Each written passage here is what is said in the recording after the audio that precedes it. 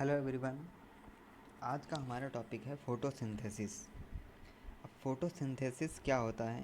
Food making process in plants. क्या होता है? Food making process in plants. Plants में जो फूड बनता है, जैसा कि हमने पीछे भी पढ़ा है कि प्लांट्स ही हैं जो अपना फूड खुद बना सकते हैं या ऑटोट्रॉफ होते हैं। तो इनमें फूड बनता है, इसी प्रोसेस को हम लोग क्या बोलते हैं? फोटोसिंथेसिस। अब अगर फूड बन रहा है तो किसी एक सर्टेन प्लेस पे बन रहा होगा, सर्टेन पार्ट पे बन रहा होगा प्लांट के।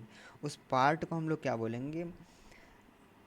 Food factory of the plant. अब फूड फैक्ट्री कहाँ पर होता है? हम लोगों ने कल भी पढ़ा था, पहले भी देखा है कि जो लीव्स हैं उन्हीं में फूड बनता है। तो इस हिसाब से फूड फैक्ट्री ऑफ प्लांट क्या हो जाएगा? फूड फैक्ट्री ऑफ प्लांट्स क्या हो जाएगा? लीव्स हो जाएंगी हमारी। क्या हो जाएंगी? लीव्स हो जाएंगी। ठीक। अब इसके बाद दूसरा बात ये आती है कि रॉ मटेरियल। फूड बनने के लिए हमें रॉ मटेरियल चाहिए होता है। जैसे घर पे हम लोग खाना बनाते हैं तो उसके लिए हमें आटा चाहिए, गेहूँ, दाल, चावल। वैसे ही फूड जो पेड़ पौधे में बन रहा है उसके लिए भी रॉ मटेरियल चाहिए। वो कौन कौन से रॉ मटेरियल होते हैं और कैसे पहुँचते हैं? ठीक है।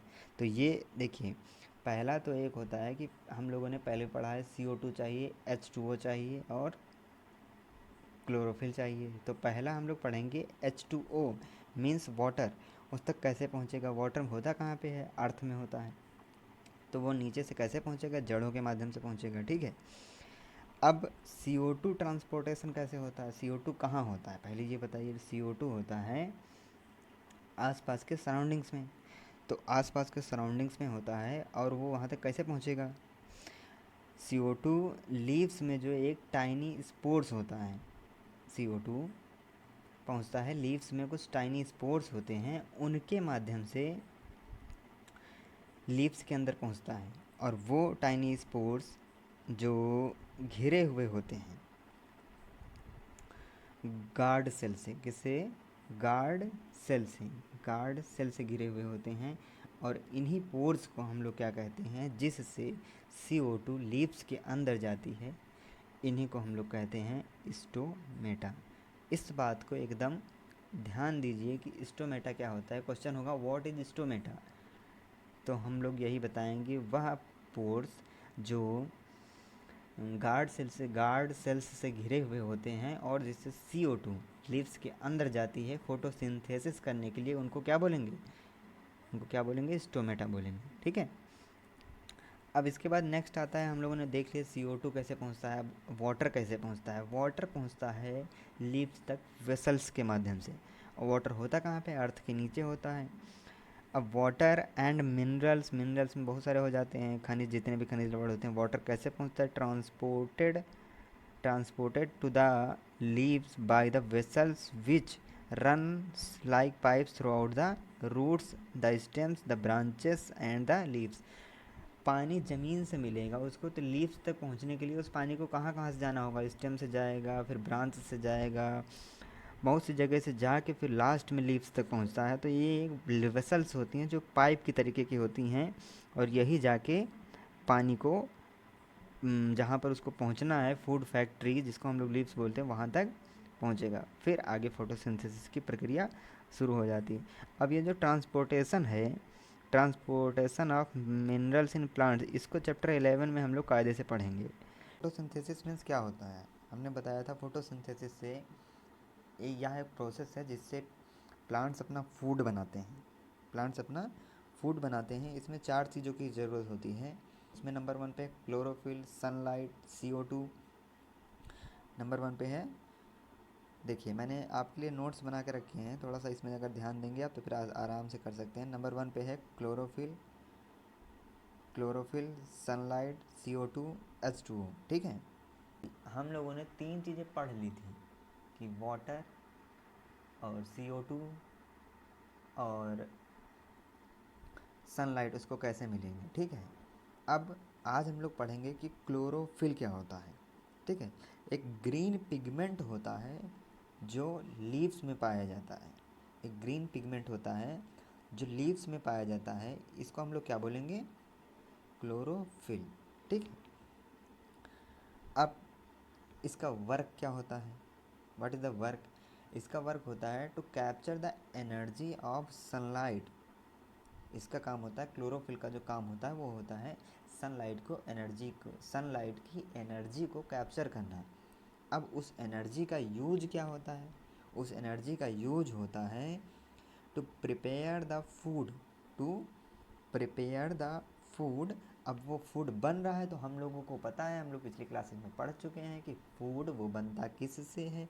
वो बनता है कार्बन डाइऑक्साइड और वाटर के यूज से।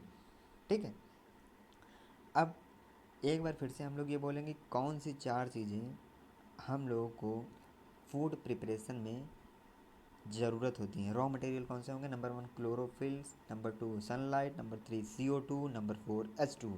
ठीक है, अब जैसा कि मैंने नोट्स बनाया है इसी तरीके से आप लोग भी बनाते हुए चलेंगे। मैं रोज़ आपको ऐसे ही नोट्स देते हुए चलूँगा। अब इससे हमें फोटोसिंथेसिस की पूरी प्रोसेस से हमें क्या पता चला कि यह एक यूनिक प्रोसेस है जो सिर्फ अर्थ पर होती है। ठीक है, अब इसका काम अगर हम लोग सोचें कि अगर मैं थोड़ा सा अगर इमेजिन कर लें कि अर्थ से फोटोसिंथेसिस गायब हो जाए या फिर फोटोसिंथेसिस ना हो, तो क्या तुम इमेजिन कर सकते हो कि विदाउट फोटोसिंथेसिस अर्थ पर जीवन संभव है? क्या कर सकते हैं? ये देखिए, इसमें लास्ट में ये क्वेश्चन दिया हुआ है, तो आप इस पर थोड़ा सा सोचिएगा, विचारिएगा, फिर बताइएगा क्या समझते हैं। ठीक है, हम लोग का पिछला क्वेश्चन ये था कि can you imagine life on earth in the absence of photosynthesis. तो आज मैं ये बताना चाहूँगा आपको कि फ़ोटोसिंथेसिस के एब्सेंस में हम लोग अर्थ पर लाइफ को इमेजिन ही नहीं कर सकते। क्यों? क्योंकि फ़ोटोसिंथेसिस से हमें 2 चीज़ें मिलती हैं। क्या? एक मिलता है ऑक्सीजन और एक मिलता है फूड। दोनों ही चीज़ें लाइफ के लिए बहुत ही ज़्यादा इम्पोर्टेंट हैं। ठीक है, तो जब ये फ़ोटोसिंथेसिस नहीं होगा तो दोनों बनेंगे नहीं, तो फिर लिविंग ऑर्गेनिजम्स का पाया जाना अर्थ पर इम्पॉसिबल है। ठीक है,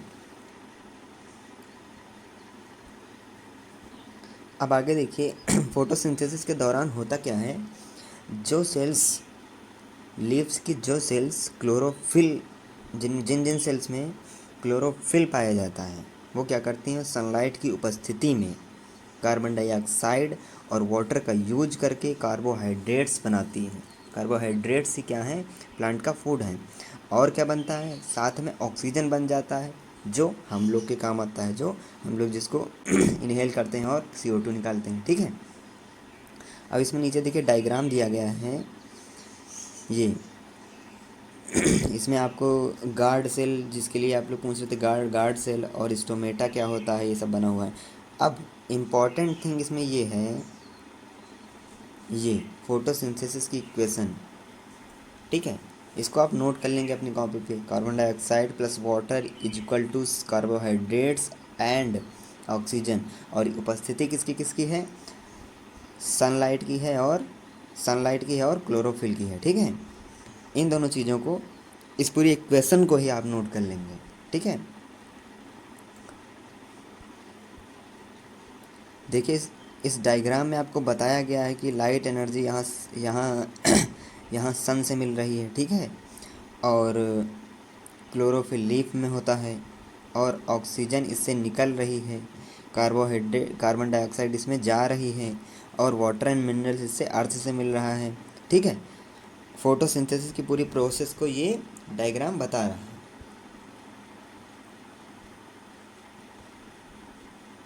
इस डायग्राम को आप एक बार और ध्यान से देखिए कि इसमें लीफ का ये छोटा सा पार्ट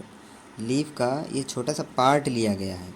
इसको बड़ा करके यहाँ पे जूम करके ये दिखाया है इन्होंने। ठीक है, इस पार्ट में होता क्या है, देखिए यहाँ पे स्टोमेटा, जब स्टोमेटल ओपनिंग, इस पूरे को क्या बोलते हैं? स्टोमेटा। ठीक है, अब स्टोमेटल ओपनिंग होती है, जहाँ पर स्टोमेटा खुला होता है। मैंने बताया था कि CO2 जहाँ से अंदर जाएगा लीव्स को, उसको क्या बोलेंगे? स्टोमेटा। अब उसके दोनों तरफ देखिए, इधर ये देखिए, ये गार्ड सेल और ये गार्ड सेल दोनों तरफ लगी हुई है।